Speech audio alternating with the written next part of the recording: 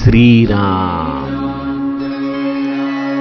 आपल्या सर्वांच्या हृदयस्थ वसणाऱ्या आत्मारामास साष्टांग प्रणिपात करून गोस्वामी तुलसीदास रचित श्री रामचरित मानस या ग्रंथातील जो सप्तम सोपान उत्तरकांड याचं आपण चिंतन करत आहोत.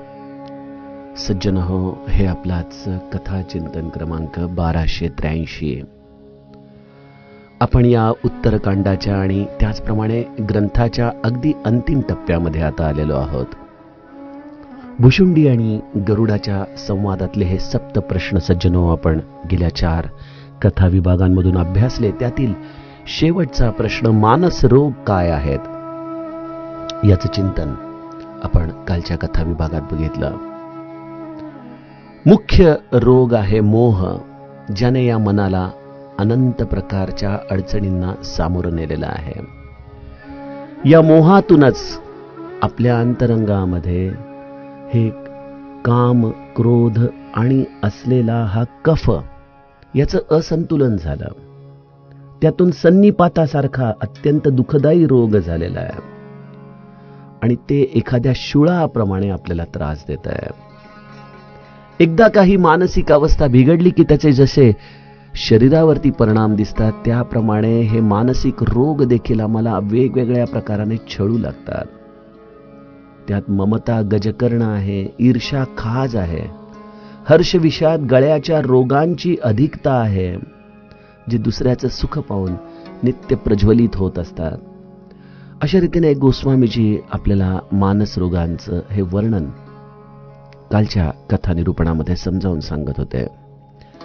सज्जनो, अजूनही काही रोग आपल्याला चिंतनासाठी घ्यायचे आहेत, परंतु एकंदर वेळेचा अभ्यास करता आपण सर्वप्रथम पुढील दोह्याचं गायन करूयात आणि तत्पश्चात उर्वरित मानस रोगांचं चिंतन बघूयात. एहि विधि सकल जीव जगरोगी, शोक हर्ष भय प्रीति वियोगी, मानस रोग कछुक मैं गाए, हहि सब के लखी बिरले न पाए, जाने ते छीज ही कछु पापी, नासन पावही जन परितापी, विषय कुपथ्य पाई अंकुरे, मुनि हृदय कानर बापूरे, राम कृपा नासही सब रोगा, जो एहि भांति बने संजोगा, सद्गुरु वैद बचन विश्वासा, संजमयहन विषय कयासा, रघुपति भगति सजीवन मूरी, अनुपान श्रद्धा मतिपूरी, एहि विधि भले ही सो रोग न साही, नाहित जतन कोटि नहीं जाही, जानिय तब मन बिरुज गोसाई, जब उर बल बिराग अधिकाई, सुमति क्षुधा बाढ़ई नित नई, विषय आस दुर्बलता गई, बिमल ज्ञान जल जब सो नहाई, तब रह राम भगति उर छाई, शिव अज सुख सनकादिक नारद, जे मुनी ब्रह्म विचार विसारद, सब कर मत खगनायक हा, करिय राम पद पंकज नेहा। श्रुति पुराण सब ग्रंथ कहाही, रघुपति भगति बिना सुख नाही। कमठ पीठ जामहि बरुबारा, बंध्या सुत बरु काहू ही मारा। फूल ही नभ बरु बहुविधि फूला, जीवन लह सुख हरि प्रतिकूला। तृषा जाई बरु मृग जल पाना, बरु जामहि सस शीस बिशाना।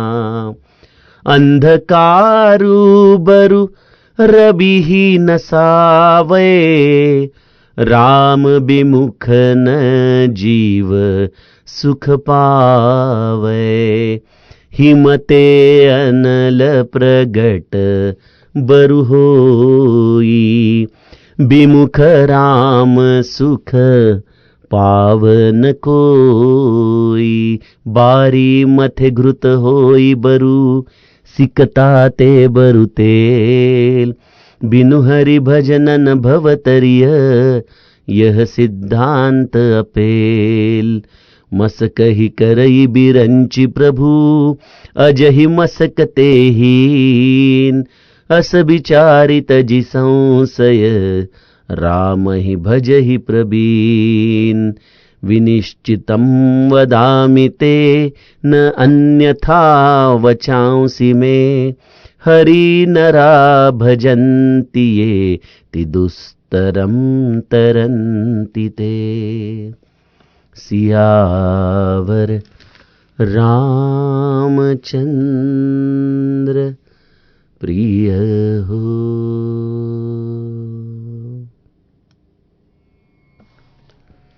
सज्जनहो, जरी आपण दोह्याचं गायन केलं असलं तरी गेल्या दोह्यातील साधारणतः 2.5 चरण आपली अजूनही चिंतनाची बाकी आहेत. त्यामुळं आज आपण मानस रोगाच्या या उर्वरित लक्षणांचं चिंतन करूयात. पुढील दोहा गाण्याचं कारण असं आहे की मानस रोगाची काही पुढची अवस्था गोस्वामीजींनी पहिल्या 2 चौपायांमध्ये गायलेली आणि त्याचं चिंतन या एकत्र मानस रोगाबरोबर होणं गरजेचं होतं.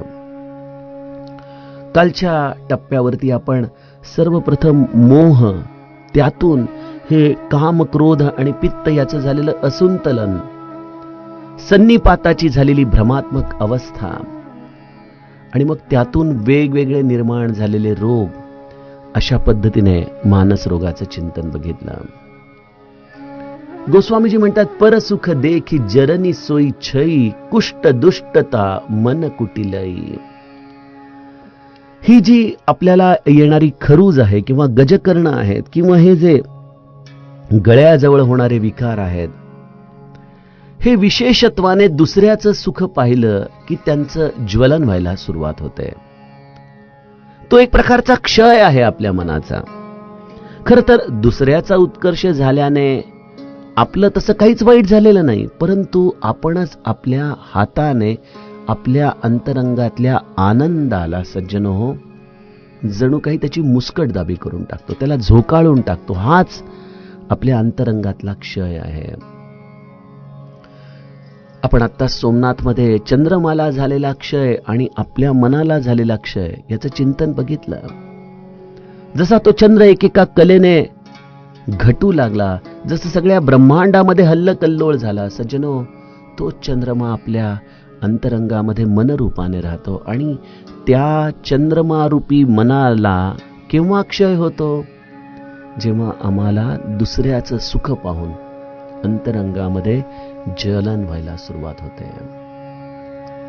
गोस्वामीजी म्हणतात की मनुष्याचा हा काय स्वभाव आहे, एकीकडं भगवंताचं नामस्मरण करायचं, त्याची आराधना करायची आणि त्याच भगवंताच्या सृष्टीमध्ये त्याच्या चालत्या बोलत्या स्वरूपांशी मत्सर करायची, ईर्ष्या करायची, दोषारोपण करायचं. खरोखर जसं आपण लौकिक जीवनामध्ये देखील बघतो की एखाद्या व्यक्तीच्या अंगावरती जर कोडाचे डाग येऊ लागले तर तो स्वाभाविकपणे संकोचाने समाजामध्ये वावरू लागतो, आपलं कोड झाकण्याचा प्रयत्न करू लागतो. तशी आपल्याच अंतरंगामध्ये दुष्टपणा आणि कुटिलता हे मनाला आलेलं कोड आहे, जे कोड आपण अनेक वेळा झाकण्याचा प्रयत्न करतो. आपल्या मनामध्ये असलेली ही दुष्टता आणि कुटिलता. आणि बघा इथं गोस्वामीजींनी कुष्ठ शब्द वापरलेला आहे, ज्याचं मराठी भाषांतर करताना कोड म्हटलंय, परंतु कुष्ठ हे केवळ डागांपुरतच मर्यादित राहत नाही. आपल्या आमटे परिवाराने केवढं मोठं काम केलेलं आहे कुष्ठरोग्यांसाठी.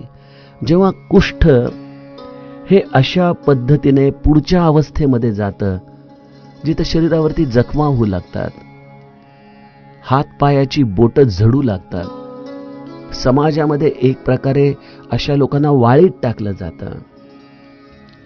सज्जनो, आपण देखील बघतो की समाजामध्ये मानसिक रोगाचे जे शिकारी आहेत, ज्यांच्यामध्ये ही दुष्टता कुटिलतेमध्ये बदलते, या कुटिलतेमुळे जणू काही त्यांच्याकडून अत्यंत विचित्र अशा कृती होऊन बसतात आणि समाजामध्ये ते देखील अशाच पद्धतीने अवहेरले जातात.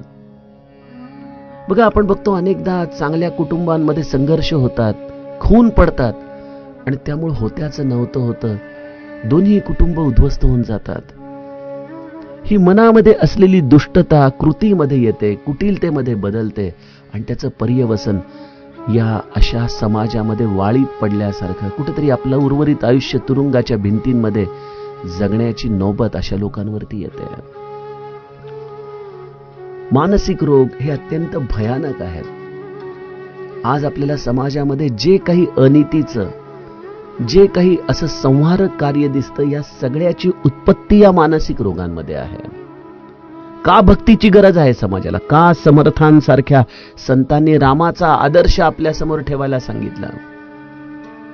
कारण राम जरी त्रेतायुगामध्ये होऊन गेला असला तरी त्या रामाचं स्मरण, त्याचं चिंतन, त्याचं आचरण हे आपल्याला आजच्या काळामध्ये आपली चित्तशुद्ध करायला भाग पडतं.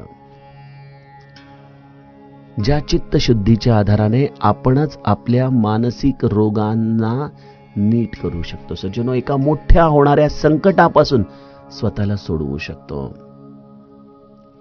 आणि त्यासाठी गरज आहे थोडंसं अंतर्मुख होऊन आपल्या मनाचं विश्लेषण करण्याची, आपल्या मनाचा अभ्यास करण्याची, आपल्या मनाशी संवाद करण्याची.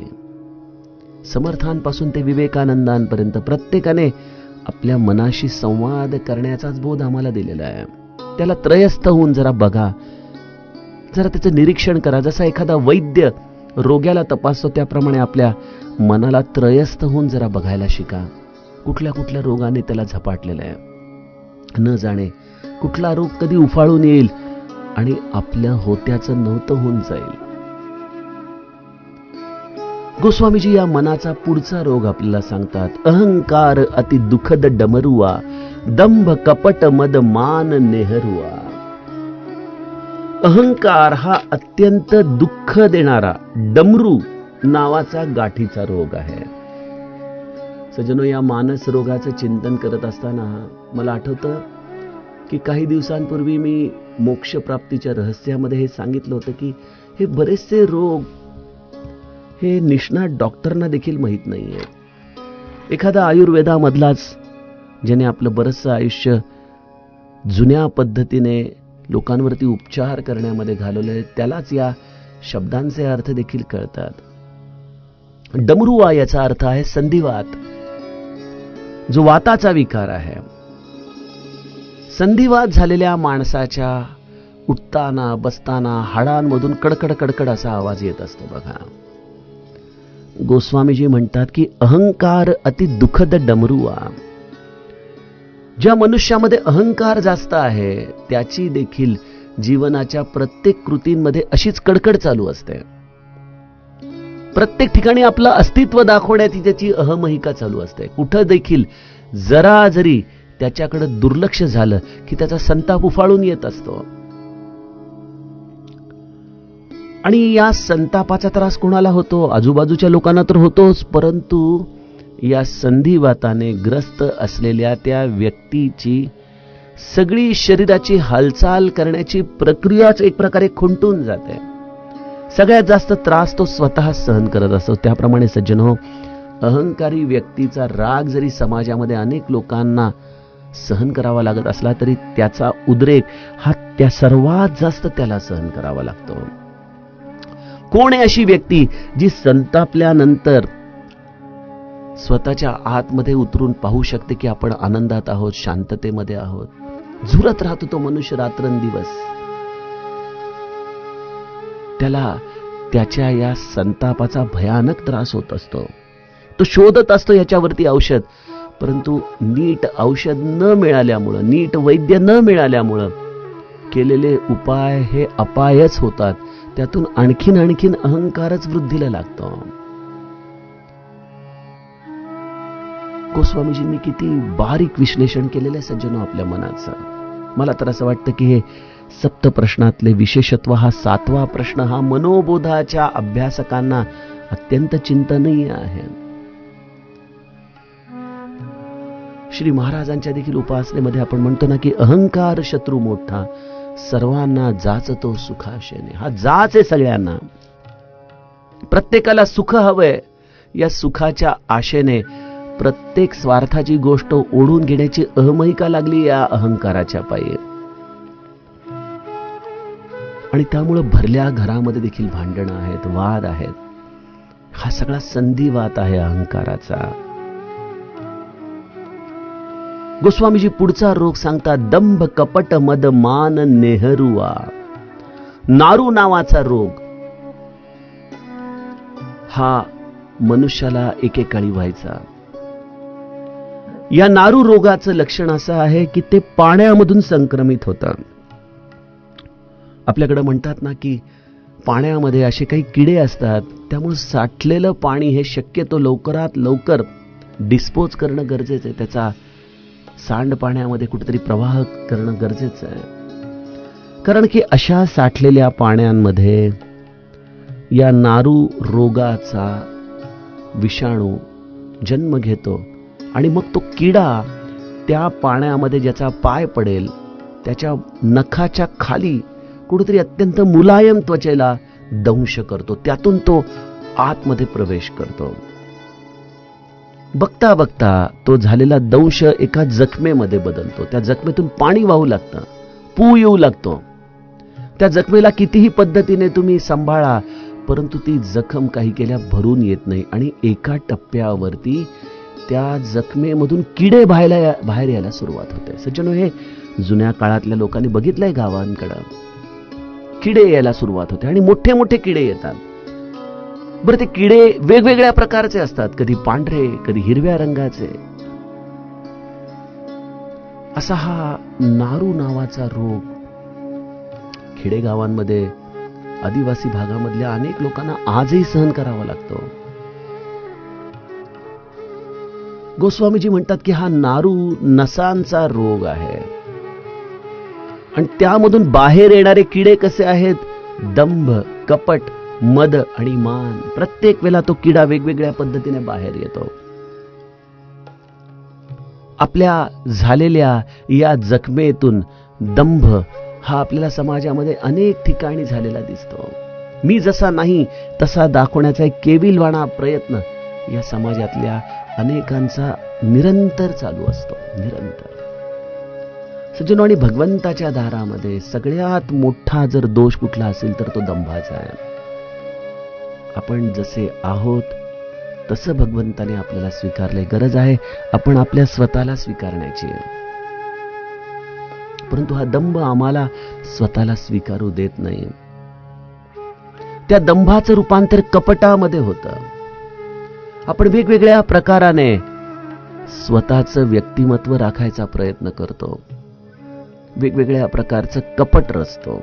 हे सगळं आपल्या चित्तशुद्धीच्या आड येतं. ज्या शुद्ध चित्तामध्ये भगवंत वसणार आहे त्यालाच आपण आपल्या हाताने मलिन करून टाकतो. आपण कोणीतरी आहोत ही भावना मद रूपाने या नारू रूपाच्या रोगात आपल्याला दिसू लागते. आणि मग या मदाचं रूपांतर नित्य निरंतर लोकांकडून मान स्वीकारण्यामध्ये होतं. आणि या नारू रोगाला कितीही पद्धतीने औषध पाणी केलं तरी त्या बोटांना झालेली जखम शरीराच्या वेगवेगळ्या भागामध्ये पसरू लागते. आणि मग ती पसरू नये यासाठी वैद्य काय करतो, शेवटी त्या भागाला कापून टाकतो, शरीरापासून वेगळं करून टाकतो. तोपर्यंत हे किडे बाहेर पडणं संपत नाही. दंभ कपट मद मान हाच तो नारू आहे. हा संसर्ग झालाय अहंकारापासून. सज्जनो, त्यामुळे त्याला आम्हाला मुळापासून उखडून फेकावं लागतं. याला वरवरचे उपाय उपयोगाला येत नाहीत. या सगळ्याची सुरुवात आपण निश्चित लक्षात ठेवा मोहातून होते. त्यामुळं आपल्याला जर कार्य करायचं असेल तर ही मोहासक्ती सोडायची. तिथून मग या एक एक गोष्टी आपल्या नीट होऊ शकतात. वरवर केलेले औषध पाणी, जसे आजच्या काळामध्ये आपण बघतो की अनेकदा वैद्य देखील रोगाच्या मुळापर्यंत जाण्याच्या ऐवजी रोगांच्या लक्षणावरतीच औषधं देतो. अनेकदा मानसोपचार तज्ञ दंभ कपट मद आणि मान ह्यालाच गोंजारत बसतात. परंतु जो मूळ अहंकार आहे, जो अहंकार या 3 विकारांच्या असंतुलनामधून झालाय, ज्याच्यामध्ये मोह दडलेला आहे, त्या मुळापर्यंत जायला कुठलाच मानसोपचार तज्ञ सक्षम नाहीये. आणखीन एक रोग गोस्वामीजी सांगतात, तृष्णा उदर वृद्धी अति भारी त्रिविधी ईशना तरुणती झारी. तृष्णा हा एक फार मोठा उदरवृद्धी जलोदर नावाचा रोग आहे. या जलोदरामध्ये आपलं पोट, छातीच्या जिथं आपल्या हाडांची रचना संपते त्याच्या खाली अचानक पाणी साठून ते वाढू लागतं. आणि हे वाढलेलं जे पाणी आहे ते कुठल्याही परिस्थितीमध्ये बाहेर काढता येत नाही. मग नळी टाकून त्या पाण्याला बाहेर काढावं लागतं. आमच्या एका वृद्ध आत्याला हा त्रास व्हायचा आणि तिला नेहमी शेवटच्या टप्प्यामध्ये आम्हाला डॉक्टरकडे घेऊन जावं लागायचं. भांड पाणी निघायचं. आठवडा नाही झाला की पुन्हा तीच प्रक्रिया पुन्हा करावी लागायची. सज्जनो, ही तृष्णा देखील अशीच आहे. मनुष्याला एकदा अधिकतेची अपेक्षा लागली की त्या अधिकतेला सीमाच राहत नाही. त्याची आपण पूर्तता केली, थोडंसं ते पाणी काढून टाकलं की पुन्हा आठवड्याभरामध्ये पुन्हा ही तृष्णा तयार आहेच. आणखीन काहीतरी नवीन इच्छा घेऊन, आणखीन काहीतरी नवीन मागणी घेऊन. ही उदरवृद्धी आहे मनुष्याची. बाहेरून आपल्याला असं वाटेल की अरे हा खाऊन पिऊन सुखी दिसतोय मनुष्य, परंतु हे सगळं खोकलं असतं, आतमधून रिकामं असतं, नको असलेल्या गोष्टी भरलेल्या असतात. जशा आम्ही देखील आमच्या आयुष्यामध्ये अनावश्यक कितीतरी गोष्टी भरून ठेवलेल्या आहेत आणि आम्ही त्याचीच काळजी करत बसलेलो आहे. काय गरज आहे आम्हाला त्या गोष्टींची, याचा विचार केला गेला पाहिजे.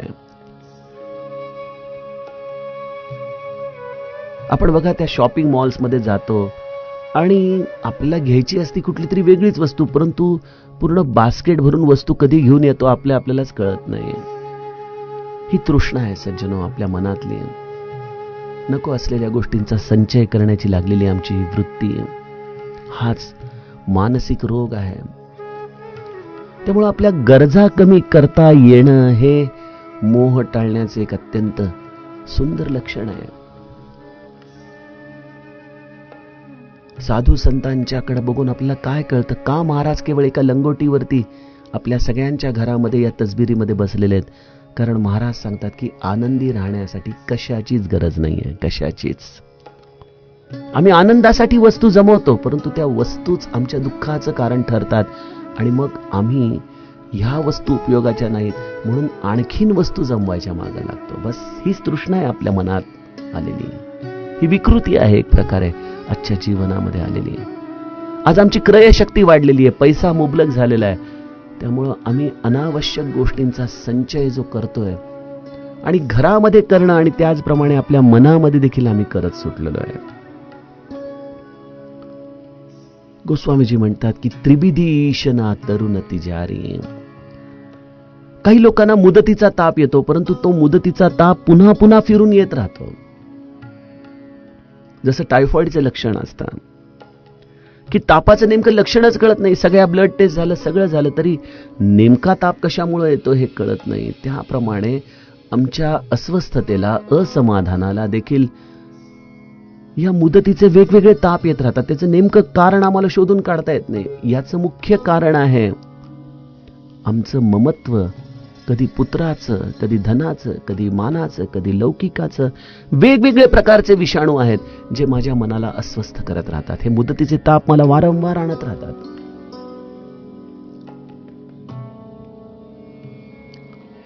बघा, आज रक्ताच्या परीक्षेमध्ये देखील अनेकदा लॅबोरेटरी निष्कर्ष अशा काढून देतात की कुठला विषाणू आहे काही कळू शकत नाहीये, अनआयडेंटिफाईड. परंतु संतांनी मात्र आमच्या मानसिक अस्वस्थतेचा अतिशय योग्य अभ्यास केलेला आहे.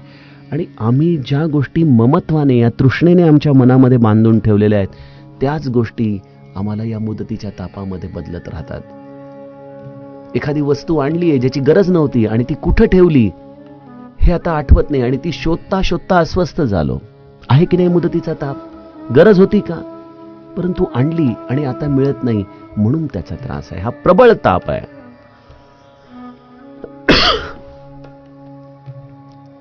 गोस्वामीजी म्हणतात, जुग बिदी ज्वर मत्सर अविवेका, कह लगी कहो कुरोग अनेका. मत्सर आणि अविवेक हा देखील एक प्रकारचा ज्वरच आहे. मत्सर झाला की जसं मनुष्याचं अंग हे तापू लागतं, अविवेकाने देखील मनुष्य जसा वेड्यासारखा वागतो, त्याचा संताप जसा त्याच्या डोक्यामध्ये जातो. सज्जनो, हेच ते दोन प्रकारचे ज्वर आहेत. अनेक प्रकारचे वाईट रोग आहेत जे मानसिक रोगांच्या आधाराने आपल्याला या समाज जीवनामध्ये स्पष्टपणे दिसतात. किती पद्धतीने त्याचं वर्णन करून सांगू, गोस्वामीजी म्हणतायत. त्यामुळे गोस्वामीजी म्हणतात की एकाच रोगाच्या जरी तावडीत मनुष्य सापडला तरी तो मरतो, होय की नाही? आता कोरोनामध्ये आपण बघितलं की म्हटलं तर तो फुफ्फुसाशी संदर्भात असलेला, परंतु त्याच्या तावडीमध्ये सापडून अनेकांचे जीव जसे गेले. आपल्याला तर केवळ शारीरिक व्याधी एका वेळेला एकच होत असते, परंतु मानसिक रोगांची गंमत अशी आहे की हे अनेक असाध्य रोग आपल्या मनामध्ये वास करून आहेत आणि ते आज जीवाला निरंतर कष्ट देत आहेत. आणि अशा या सगळ्या रोगांना घेऊन आम्ही शांतता शोधतोय. काय गंमत आहे की नाही? पीड ही संतत जीव कहूं सो किमी लहे समाधी. अरे, जर मनाच्या आतमध्येच एवढ्या विकृती भरलेल्या आहेत, एवढे रोग भरलेले आहेत, तर ही समाधी, ही शांतता कशी मिळायची तुला? कशी मिळायची? या सुखाच्या बाजारपेठांमध्ये तू कितीही फिर, या लौकिकाच्या बाजारपेठांमध्ये तू कितीही वणवण कर, तुला शांती कशी सापडेल? मग आपण म्हणाल परमार्थामध्ये शांतता आहे का? मग मी परमार्थाचा मार्ग वापरतो. नेम धर्म आचार तप ज्ञान यज्ञ जप दान, भेषज पुनि कोटीन नाही रोग जाही हरिजान. मी अनेक प्रकारचे नियम पाळतो, मी धर्माचं आचरण करतो, मी उत्तम आचरण ठेवतो, मी तप, ज्ञान, यज्ञ, जप, दान असे अनेक कोट्यावधी औषधं घेतो.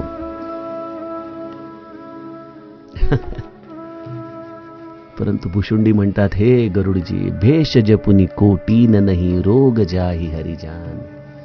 कोट्यावधी प्रकारचे वरील उपचार जरी केले, मग नियमाने वागा, धर्माने वागा, उत्तम आचरणाने वागा, तप, ज्ञान, यज्ञ, जप, दान असे अनेक कोट्यावधी उपाय करा. ही औषधं आहेत, ठीक आहेत, परंतु या औषधांच्या मुळे रोग जात नाहीत. आता बघा, ही सगळी औषधच आहेत. गोस्वामीजी मान्य करतात की हे औषध आहेत. भेषज, भेषज म्हणजे औषध. आता आपण एखाद्या मेडिकल शॉपमध्ये गेलेलो आहोत समजा, आणि आपण तिथल्या दुकानदाराला म्हणतो की मला असं होतंय, असं होतंय, असं होतंय. तो म्हणेल, मी काय औषध देऊ, माझ्याकडे एवढं सगळी औषधाची दुकान भरलेले, पण तुम्ही प्रिस्क्रिप्शन आणा एखाद्या चांगल्या डॉक्टरकडून, वैद्याकडून. तसं सज्जनो, आपण आपल्या मनाने अशी कितीही जरी औषधं घेतली तरी त्याने आम्हाला कसा बरं फरक पडेल? गोस्वामीजी म्हणतात, एही विधी सकल जीव जग रोगी, शोक हर्ष भय प्रीती वियोगी. जगामध्ये हा रोग सगळ्यांनाच झालेला आहे. फार मोठी गंमत आहे, सगळ्यांना झालेला आहे. आणि शोक, हर्ष, भय, प्रीती, वियोगाचं दुःख, अशा पद्धतीने ही सगळी लोक दुःखी आहेत. अस प्रभू अछत हृदय अभिकारी, सकल जीव जग दीन दुखारी. गोस्वामीजी म्हणतात की अरे, असा सच्चिदानंद भगवंत आपल्या हृदयामध्ये आहे, परंतु तो असतानाही आमच्यासारखी सगळी लोक, अनंत लोक आज दुःखामध्ये आहेत. आणि त्यामुळे मला कळवळ्याने सांगावं असं वाटतं. म्हणून हे मी मानस रोग तुम्हाला सांगितले. हे रोग सगळ्यांना झालेले, सगळ्यांना. आपल्याकडे नाही का खेडेगावामध्ये एखाद्या व्यक्तीला सांगितलं की तुम्हाला कॅन्सर झालाय, आता मोठ्या हॉस्पिटलमध्ये जा, हे करा ते करा, तो म्हणतो असेल काहीतरी रोग, आता काय म्हणे, राहू द्या. तो जसा तो रोग घेऊन जगतो, सज्जनो, तसे आम्ही सगळे जण भवरोगी आहोत, मानस रोगी आहोत. परंतु आम्हाला आमच्या रोगावरती उपचार करायचा नाही. आम्ही तो रोग घेऊन जगण्यामध्येच धन्यता मानतोय. जाने ते छीजही कछु पापी, नासन पावही जन परितापी. प्राण्यांना जाळून टाकणारा हा रोग आहे. हे सगळे रोग जाणले गेल्याने काही जण क्षीण होतात, परंतु त्यांचा नाश मात्र ते करू शकत नाही. सज्जनो, आजच्या काळामध्ये हे डायबेटीस, ब्लड प्रेशर हे काही जुन्या काळामध्ये नव्हतं. आज मनुष्याच्या मनामधली असलेल्या या रोगांचीच परिणिती आहे की या देहामध्ये ती परावर्तित होते. विचारांनी, काळजीने, चिंतेने मनुष्य ग्रासला गेलेला आहे. आणि त्यामुळं असं विषयरूप कुपथ्य प्राप्त झाल्यानं अनेक लोक आज दुःखी आहेत, कष्टी आहेत. अहो सोडा, भगव्या वस्त्रांमधले मुनी देखील या रोगापासून वाचलेले नाहीत.